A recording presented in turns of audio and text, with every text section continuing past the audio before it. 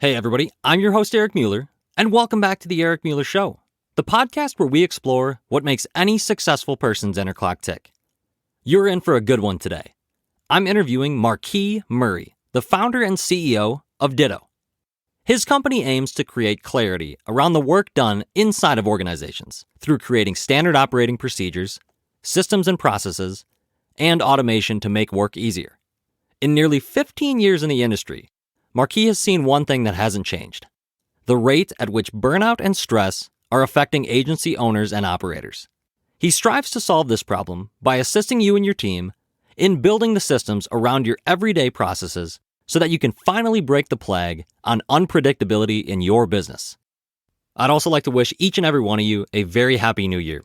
Thank you so much for supporting the podcast. It turns one actually on New Year's Day, 2022, be the first birthday of the Eric Mueller Show. Excited to see where 2022 takes us. Let's head on over to the interview.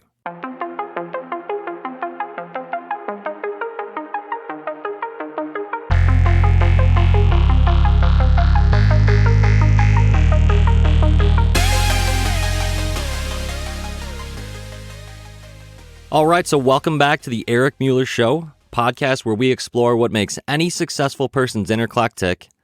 Today, I've got another company founder here for you. I've got Marquis Murray, the founder of Ditto. Welcome to the show, sir. Thank you very much, Eric. It's good to be here. It's good to have you here, man. I want to start off and just ask you, what inspired you to start your company? So your company has a focus of creating processes and procedures to help other companies work more efficiently. So, Marquis, what inspired you to start a company with this focus? Yeah, great question. So my background is in marketing, and I recently, at the time of this recording, have closed down operations of my marketing agency, which was an operation for about 5 years. And it was during the time managing that agency that I realized this real need in the industry. And so it started with me. I left, like many entrepreneurs do. They get this entrepreneurial seizure and leave their corporate vocation. So I was working as a digital marketing manager at an agency and decided it was time for me to go out on my own. There are many factors that played into that. One of them being, that need to be at home with my, at the time, 5-month-old twin boys and my wife. And so I just needed some more flexibility, needed to work really on my own schedule. And so I went out on my own and had a few clients and, just did whatever I could to, keep the lights on, keep things moving, and thankfully did really well in a short amount of time.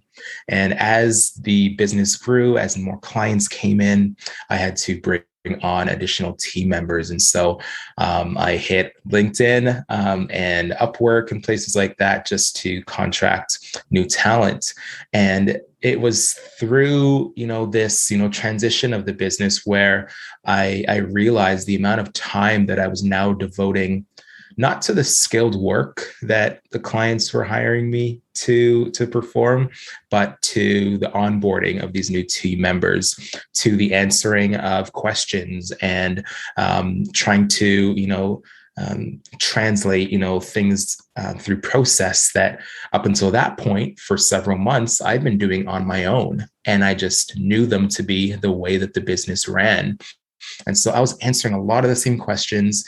I was spending so much time in onboarding and so much time, just doing it myself because I knew that I could do it better and faster. And I didn't have the time to spend with my new hires to break it down for them. And so instead of working on growing the business, I was getting pulled back into the business. And the same was true for our clients. I mean, we were deploying these marketing campaigns and bringing in leads. And the question always came up, great, so we're doing all this amazing work for you and bringing in, new clients and new opportunities, but how are you managing it all? The leads that are coming in, where are they going? Who are you passing them off to? What does it look like to follow up with them? If you needed to, could you get on the phone with them today? Are you sending them to another salesperson? How does your business run, and how will it run if these campaigns are successful? And so I really saw the need not only for my own business to create systems, to create process, but I saw it for our clients as well. And so it really started with me saying, okay, I've had enough. I need my time back. I'm going to start writing these things down. I'm going to write down what I do. I'm going to record some Loom videos and give those to my new team members so that I can have the time back to work on the things that I need to and to be at home with my family, because that was equally as important for me and still is. And so it was really out of a need that I saw in my business, and a need that I saw a lot of businesses, needed as well, right? And so we started offering, CRM integrations through HubSpot, and we're HubSpot partners, and we're setting up their project management tools so they can have a list of their to-dos, and they could, start housing their processes. And so it really came out of a need, in the business. There was a real breaking point where I just thought there's got to be a better and easier way to do this. And so this thought of Ditto was born. And, fast forward to March 2020, when the whole world stopped, the marketing company unfortunately took a dip because our clients, wanted to stop their spend and they weren't sure what was coming next. And Ditto launched at that point, and just met a real need in the industry for businesses that were displaced and remote for the first time and didn't have any systems, didn't have any tools to collaborate. We're used to physical spaces and physical files, to keep things on track. And so we're in the right place at the right time, and we've been able to partner with some great tech companies, and we've done integrations for some amazing clients. And the need is not going away. It's just a matter of the business owner realizing, when enough is enough, and that's when they call us. So I hope that wasn't too much, but that's basically why we're here, why we exist. No, that's perfect. I think everybody listening should really have, a wholehearted understanding of the passion that you had to find not only a need, but to find a solution to that need. So Ditto is created to fit that need. I'm curious to ask how you came up with the name for the company. Why Ditto? Why that word?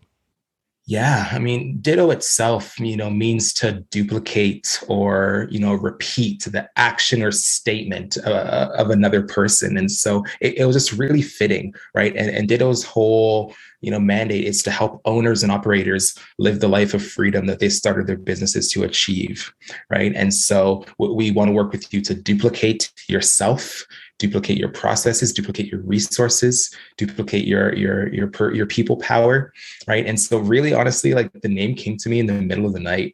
I wish it was something else, but I've been doing this deep work for a long time. Like I said, I had the idea of Ditto before I had a name, and I had a list probably of 200 different names and, 20 odd domains that I purchased, and, none of them really stuck, and it didn't really feel right.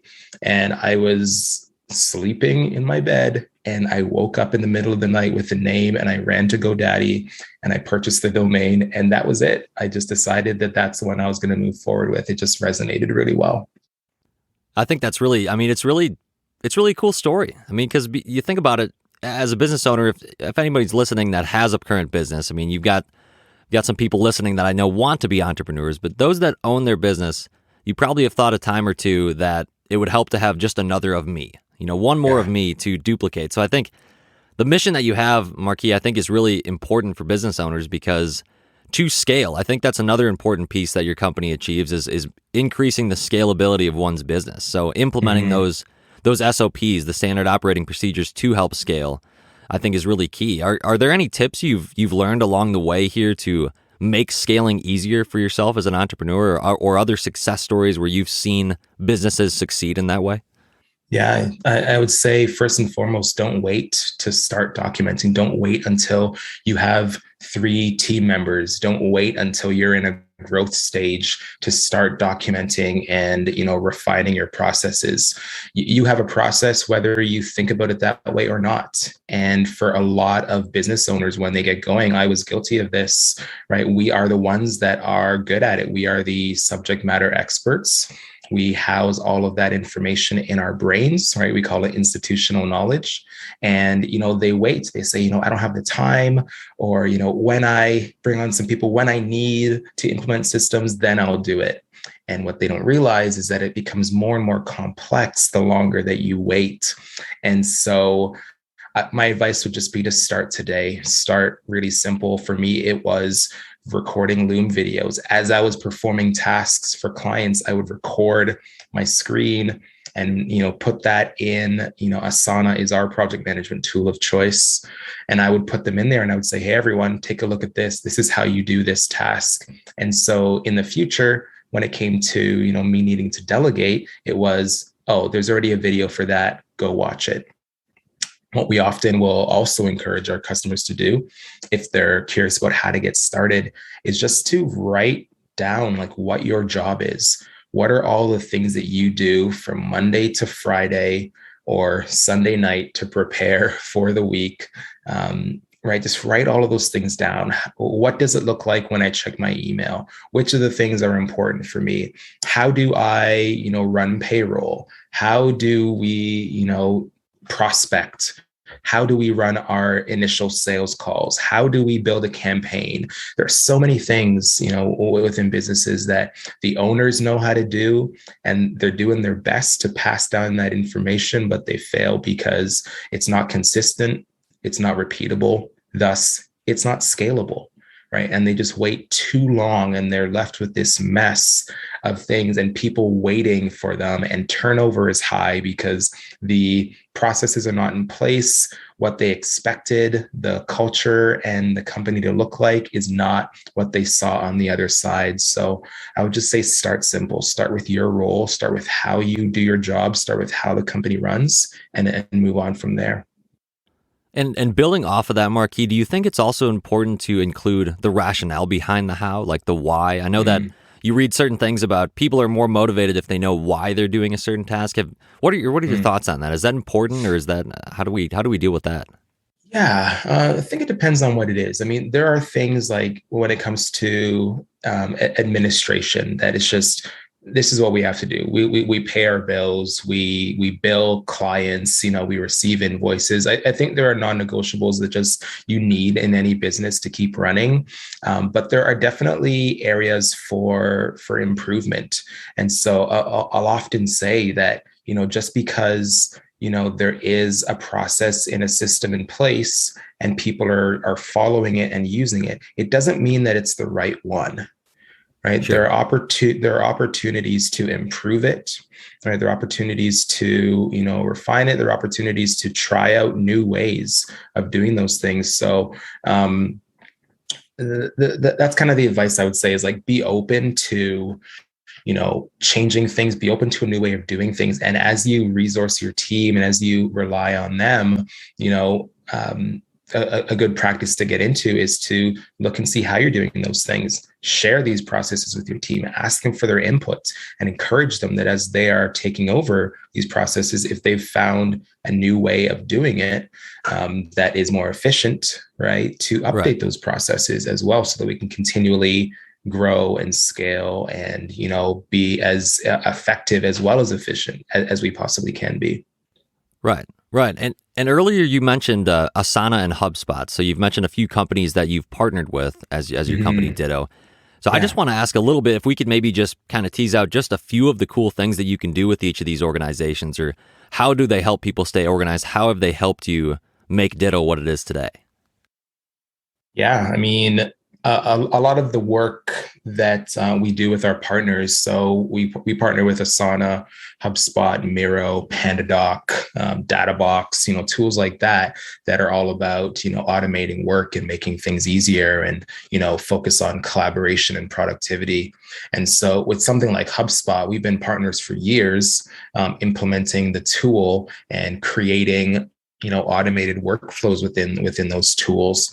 Because when you really dig in and you're doing any prospecting or networking or anything like that, you're getting this influx of new contacts, and you're not sure what to do with them. You're not sure where you met them, or what the main connection is. You're not sure what their industry is, right? And so HubSpot they've created a suite of free tools that are fantastic, but you can definitely scale up from there and get more complex as you go. But the ability to be able to house all of your contacts, to know the source that they came from, to know when the last time was that they were on your website, to know what pages they visited and for how long, and which emails they opened up, because we do all of our marketing through there.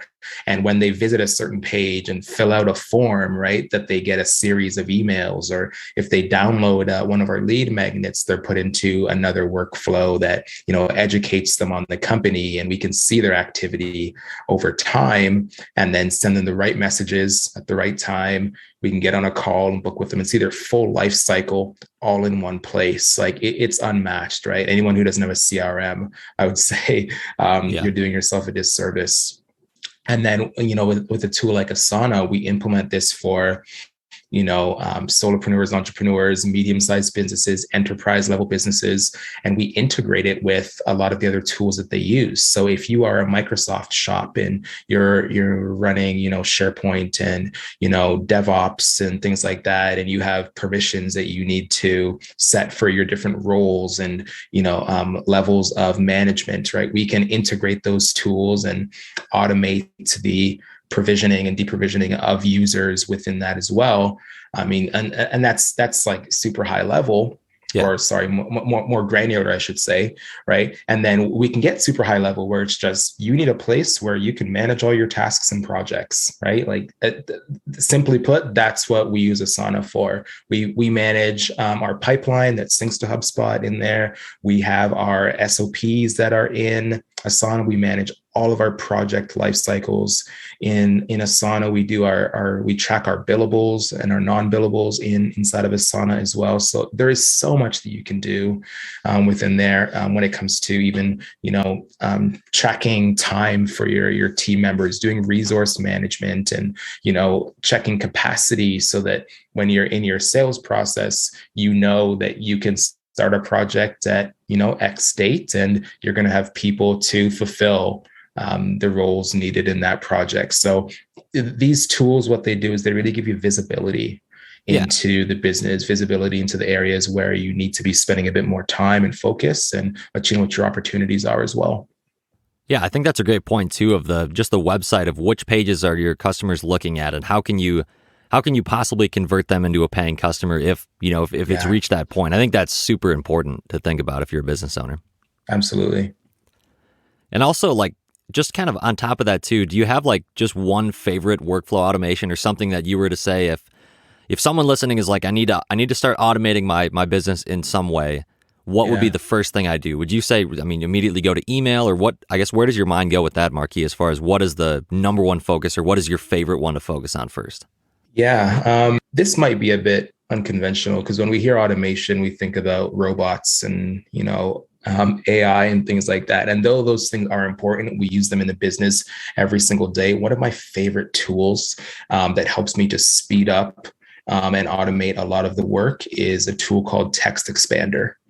Okay. So they're one of our partners, and what they do is they create snippets that you can use globally across devices, across browsers, that are not specific to any one software tool. And so any of our business analysts, for example, or our project managers that are communicating with their clients, we have set standards around like what the emails look like, what fields are, variable that they can just fill in our sales process. When we get off a call, we have a snippet where we type in period about, and it says, hey, thanks for the time today connecting with blank company. Just to give you a bit more information on Ditto, here's our process deck.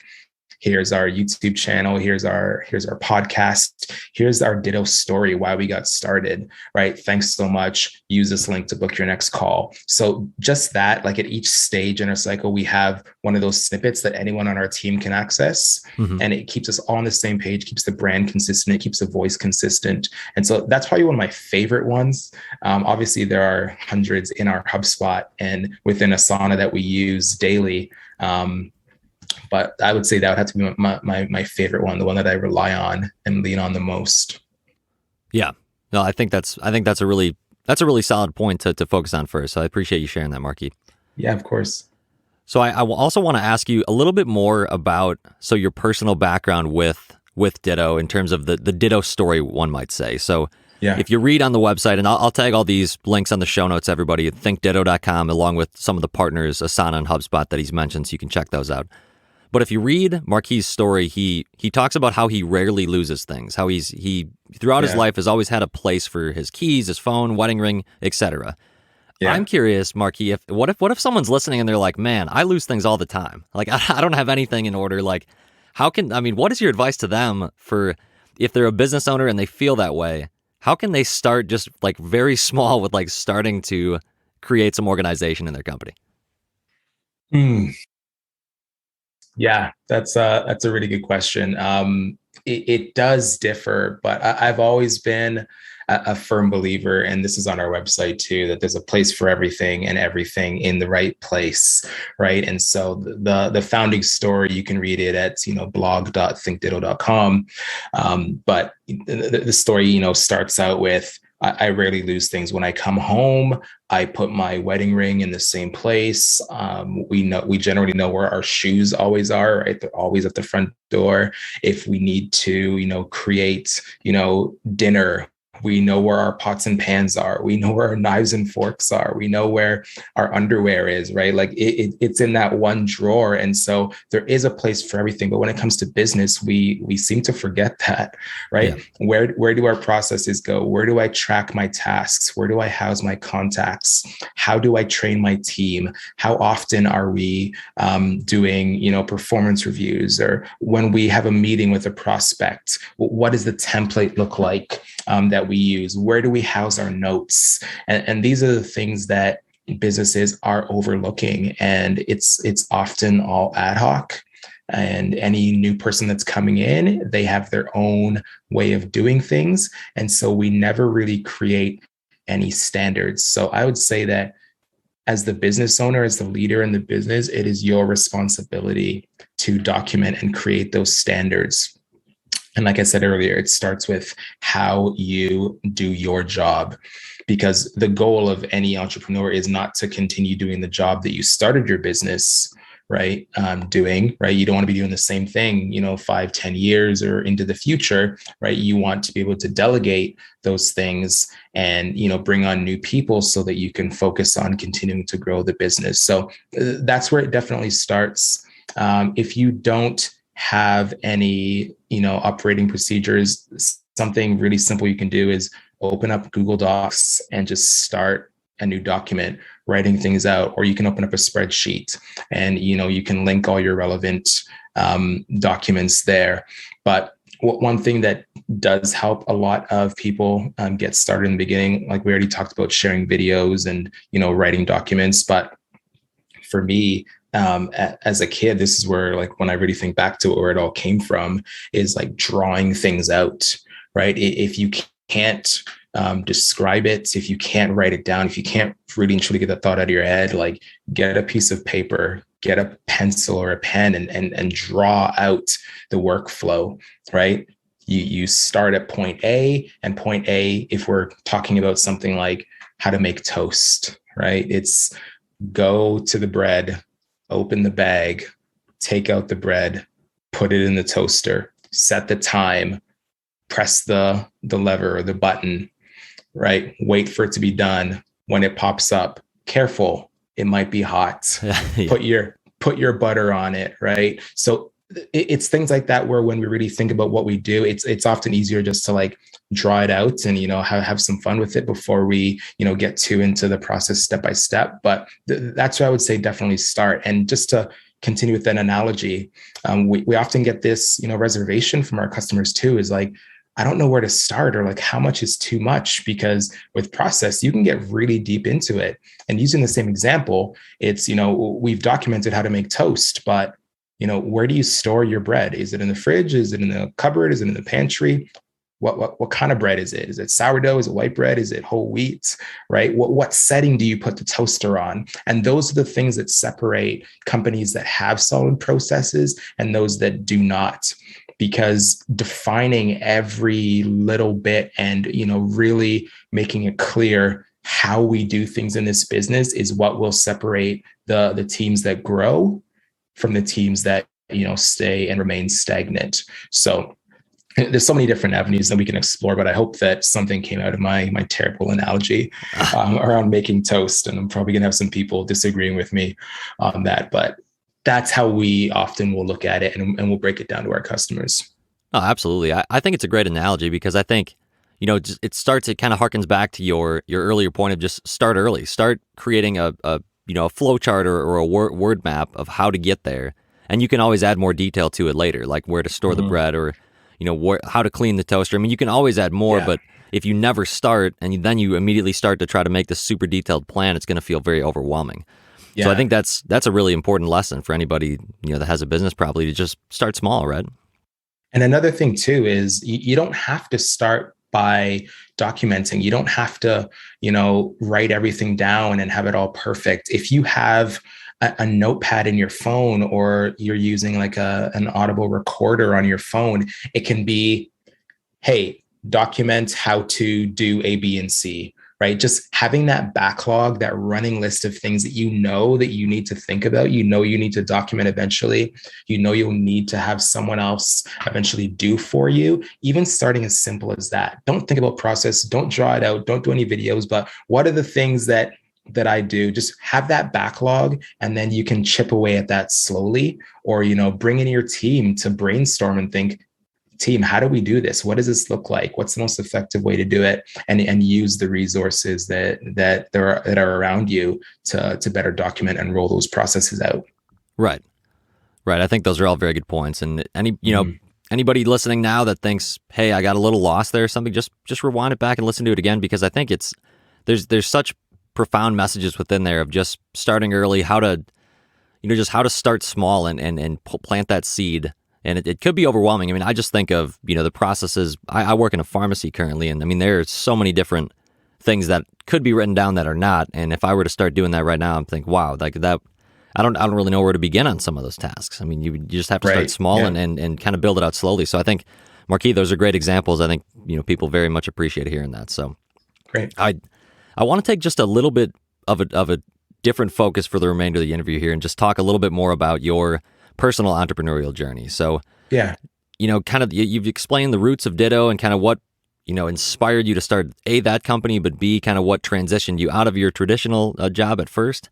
Yeah. But I just want to ask a little bit more about if you believe there's a sort of success pattern formula, or, is there anything that can make someone more predisposed to be an entrepreneur?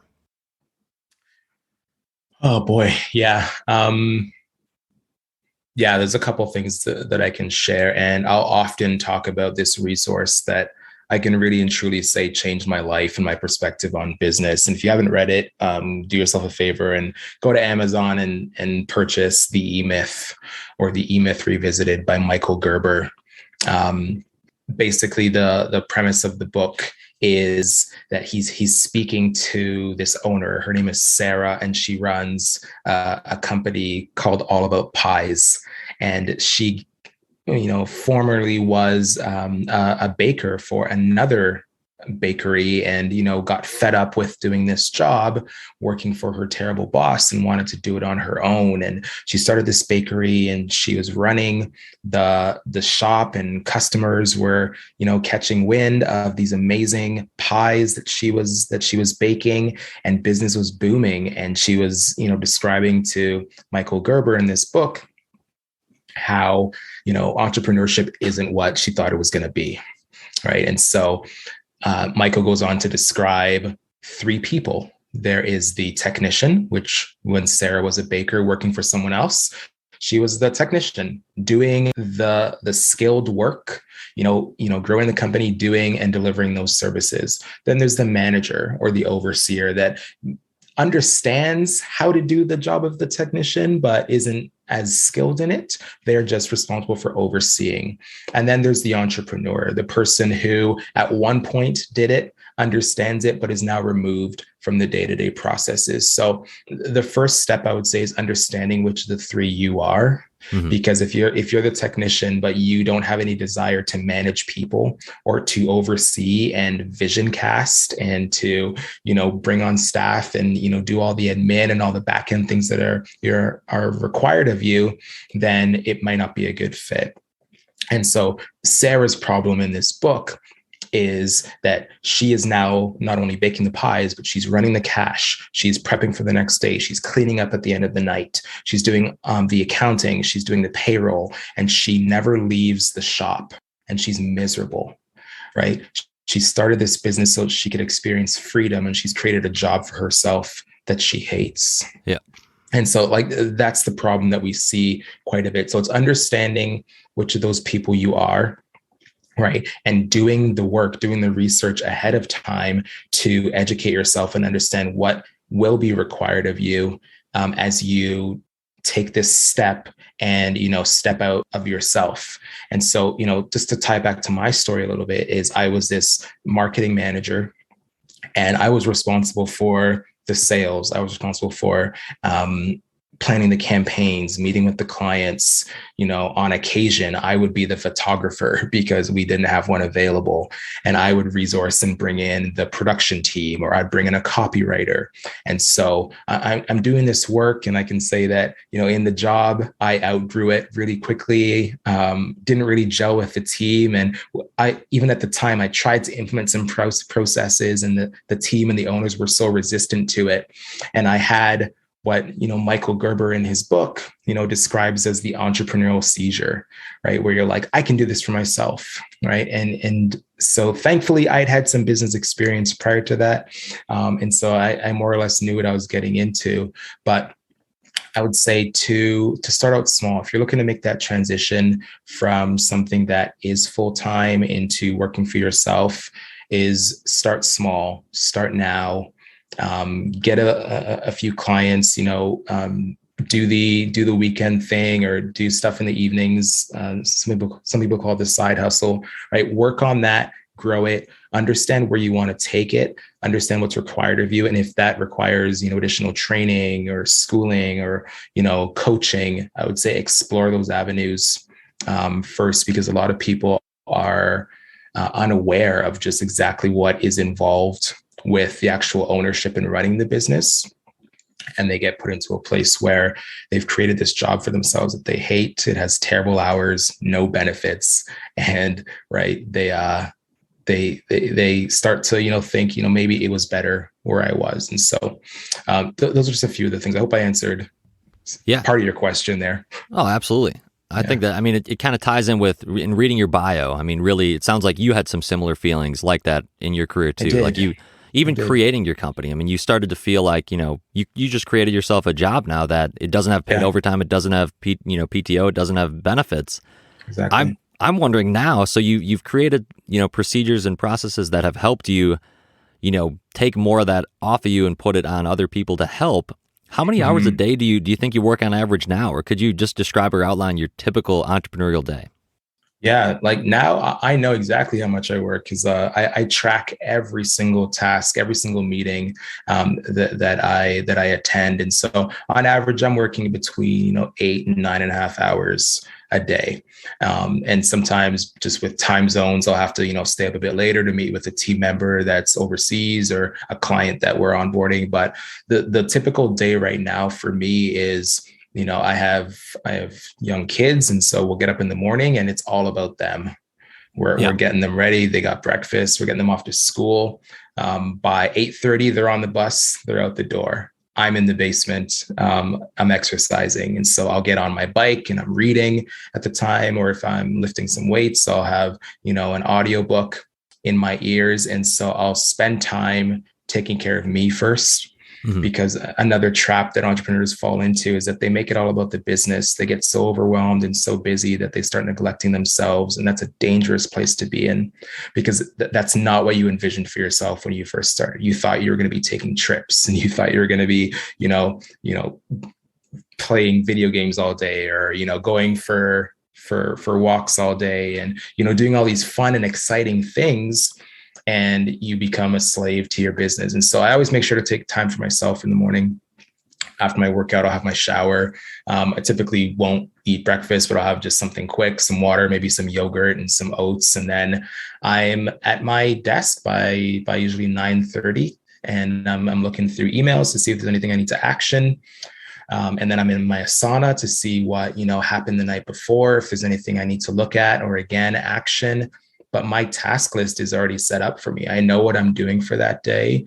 I've worked in time around my meetings to get the most important things done. Monday, we start the week just checking in with the team. We have our ops stand up where all of our business analysts will come together. We talk about the ongoing projects. After that, we have our leadership meeting where we're talking about what we need to move this week to continue moving towards our goals. And then the rest of the week is, for me, sales. Today, for example, this is my first podcast recording of the day. I have another one right after it. And then I'm interviewing a guest for my podcast. And so I create space for content creation. I have a YouTube channel as well. So I'll create space so I can create content so that we can, better market ourselves. But my responsibilities nowadays are high level strategy. I will still, integrate or implement for certain clients of a more complex nature, but we work as a team to solve those problems. So it's nice. And I think that's the biggest thing, the biggest difference that I've experienced from the marketing company to now.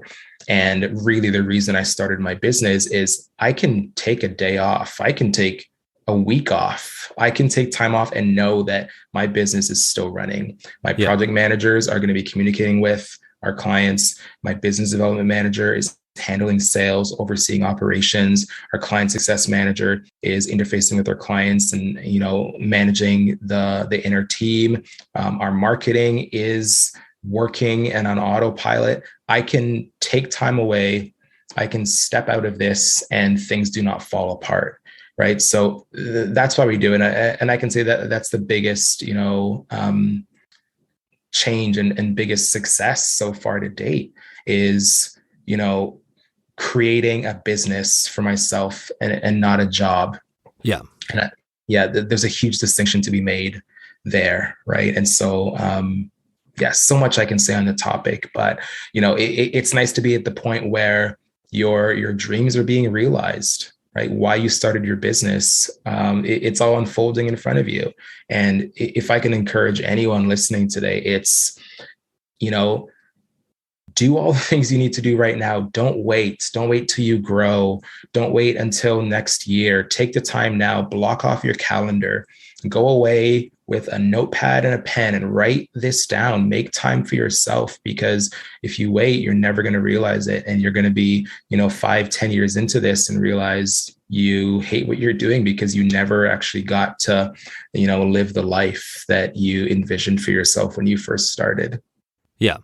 Yeah. And just kind of overall that work-life balance, make sure you don't lose sight of that. I think that's an important, super important message. Yeah. Yeah. Well, and Marquis, I know. So, you just said, you just kind of outlined your day. You've got some other podcasts coming up today, both being a guest and a host. So I think that's really right. Cool. I'll tag your podcast in the show notes as well. Sure. So everyone can check that out. In Systems We Trust is Marquis' podcast. But before we go, just kind of want to tie it all back and tie a bow on it here. Really, the reason I started this podcast was to explore success. Mm-hmm. So I've got kind of two questions that are built off one another for you. But firstly, could you just define success for us? What success means to you, and make this, personal to yourself or to your business. But what is your definition of success, Marquis? That's a really good one. Obviously it looks different for everybody, but I would say, and I talked to my wife about this the other day, it's, 5 years ago when we decided to go out, and my wife's also an entrepreneur. She's an interior designer, right? So 5 years ago when we decided to do this thing, it was, we need to make enough money to cover our bills, right? We need to be at home with our family. And those things were realized.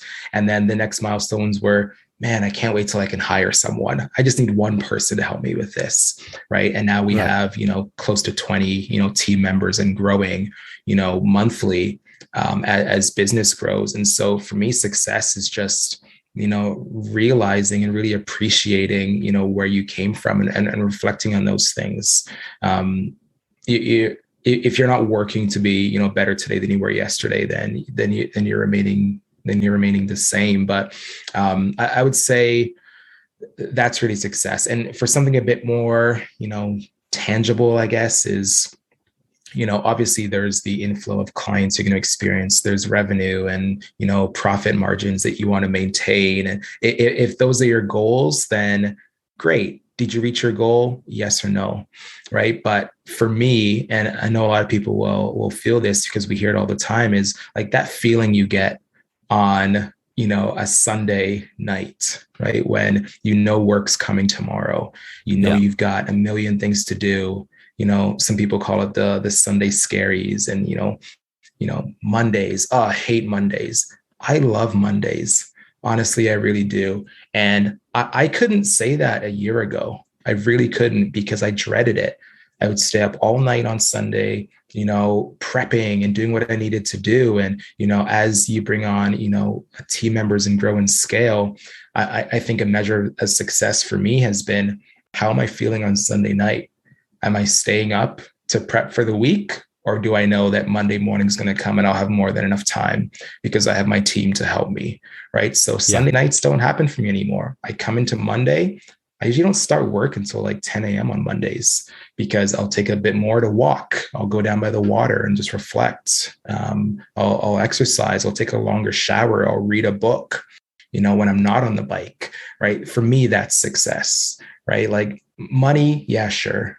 And, team members, great. Vacations, when they come, amazing, right? Take them. But I think for success is, am I stressed? Am I working a job that I hate, or am I realizing the dreams that I set out for myself? I think for me, that's what it comes down to.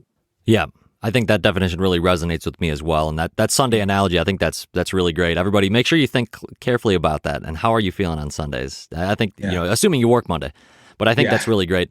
And Marquis, the building off question of that is the backbone of my show, really to explore what makes successful people's inner clocks tick. So what keeps them driven? So the follow-up question for you is, what is the one single driving force that keeps your inner clock ticking towards that success that you just described? Oh, man. What is the inner driver? What gets you up out of bed in the morning is kind of another way to ask that question. Yeah, I would say it's just... it's really the culture code that we're working to implement here at Ditto. It's, always be improving, right? When you look at something, if it's a process or a system or a tool, just think, how can we make this better, right? Whether it's in your business, there's always something you can do to improve it. For our clients, right? For our clients for us to come out of a project, and for our clients to say, this experience blew us away. When we started, we didn't know how we would be able to get here and scale. And by working with Ditto, we have been able to take our enterprise to the next level. For us to sit down with them and, go through our discovery process, for them to say, this is amazing. This is like therapy, right? Because they can finally talk about all these things and they see a light at the end of the tunnel. I love that. That's what drives me. So I love doing that for Ditto, but I love when our customers come to us and they have a problem and we work with them for 4, 5, 6 months and we solve those problems and we help them to see a different side of their business that they could have never imagined or known was possible to create. When we develop a tool for them that helps their work easier, to gain them that visibility that their leaders need, that is so rewarding in itself. And so that's what drives me, is to get those success stories, to hear those happy customers know that they made the right choice coming to Ditto. I think that's what gets me out of bed. That's my North Star. Yeah. Marquis, that's incredible, man. And I think I so love the mission of your company. So I can't thank you enough for coming on the podcast today and sharing your insights with my audience. And if anybody wants to reach out to you, is there a best way to contact you? Do you use social media, or what, if someone wants to reach out and learn more? I do, yeah. Best place to get in touch with me is on LinkedIn. Marquis Murray on LinkedIn. You can check out the podcast, In Systems We Trust. There's contact information there. You can go to thinkditto.com and read through our services and get in contact if you think that's something you're interested in or want to know more about. Perfect. Well, Marquis Murray, everybody, the founder of Ditto, thank you so much for coming on, sir. Enjoy the rest of your day. Appreciate it, Eric. You too. Bye for now.